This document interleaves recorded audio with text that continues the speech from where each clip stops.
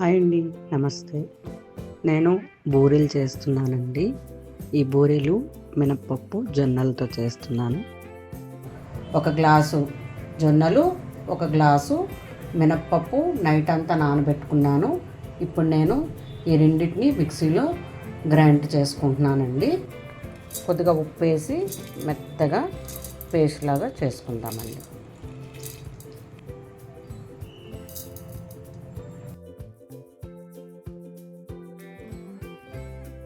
మిక్సీలో వేసుకున్నాను, paste ready అయిపోయింది. ఇది మినప్పప్పు జొన్నలు కలిపి రుబ్బుకున్న పేస్ట్ అండి.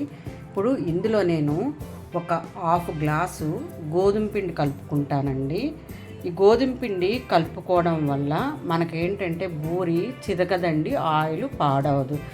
ఎలాంటి వాళ్ళమైనా రాని వాళ్ళు కూడా మంచిగా చేసేసుకోవచ్చండి. ఇలా చేసుకోవడం వల్ల ఏంటంటే అసలు బూరెలు పగలవండి, చాలా నీట్గానే వస్తాయి. ఇందులో కొద్దిగా బెల్లం కూడా వేసుకుందామండి.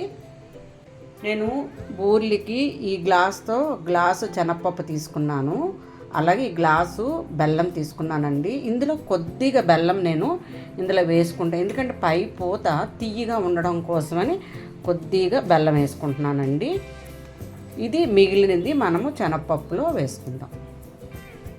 ఈ మూడిటిని మంచిగా కలిపి పక్కన పెట్టుకుందామండి. ఈ గ్లాస్తో 1 గ్లాస్ శనగపప్పు తీసుకొని ఒక 1 అవర్ నానబెట్టుకున్నానండి. నానబెట్టుకొని మంచిగా కడుక్కొని ఈ పప్పుకి ఇప్పుడు 1 గ్లాసు శనగపప్పు తీసుకున్నాను కదా, 2 గ్లాసులు వాటర్ వేసి ఇవి మంచిగా ఇప్పుడు కుక్కర్లో పెట్టేసి ఒక 5-6 విజిల్స్ వచ్చే వరకు మెత్తగా ఉడికించుకోవాలండి. కుక్కర్లో పెట్టి ఉడికించేసుకుందాం. పప్పు ఉడికిపోయిందండి మెత్తగా. దీన్ని ఒక గిన్నెలోకి తీసుకుందాము. దీన్ని మనం మెత్తగా ఉదుపుకోవాలి. మెత్తగా అయిపోయింది చూడండి. ఇప్పుడు దీంట్లోని మనం ఇందాక తీసుకున్నాం కదా, బెల్లం కూడా వేసి మంచిగా కలుపుకోవాలండి. ఇది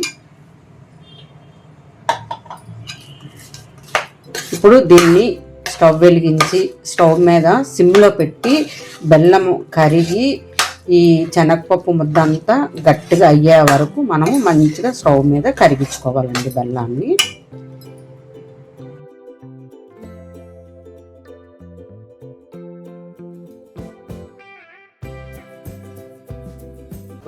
ఇప్పుడు కొద్దిగా ఇలాచీ పౌడరు,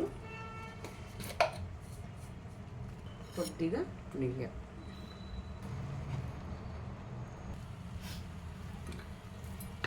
బాగా దగ్గరికి వచ్చేసింది చూడండి. ఇప్పుడు దీన్ని చల్లారబెట్టుకొని మనము ఇంకా కళాయి పెట్టుకొని ఆయిల్ వేసుకొని బూరెలు వేసుకోవడం. కొద్దిగా చల్లారాక ఉండలు చుట్టుకోవాలి.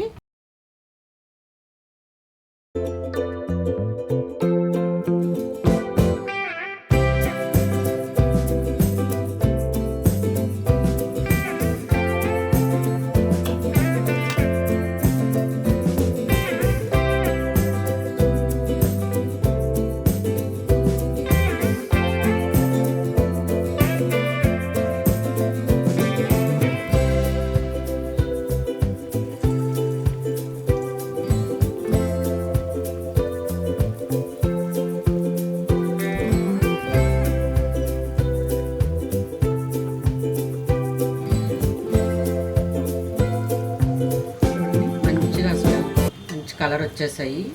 మీ అందరికీ డౌట్ రావచ్చు, బూరెల్లో బియ్యం వేస్తారు కదా, మీరేంటండి జొన్నలు వేసారు అని.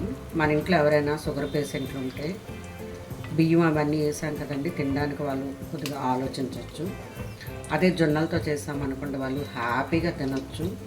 ఇంకోటి గోధుమ పిండి ఎందుకు వేస్తున్నారండి అంటే స్మూత్గా వస్తాయండి, ఎలాంటి వాళ్ళైనా వేసేవచ్చు, పాడవు. ఒక్కొక్కసారి బూరెలు అవి చిరిగిపోయి ఆయిల్ పాడవుతూ ఉంటుందండి, అందుకోసం అని గోధుమ పిండి వేయడం వల్ల చూసారా బూరెలు ఎంత బాగా పొంగాయో. ఇందులో మనము పొంగడానికి సోడాలు కూడా ఏమీ వాడనవసరం లేదండి, ఎంత బాగా వచ్చాయి చూడండి.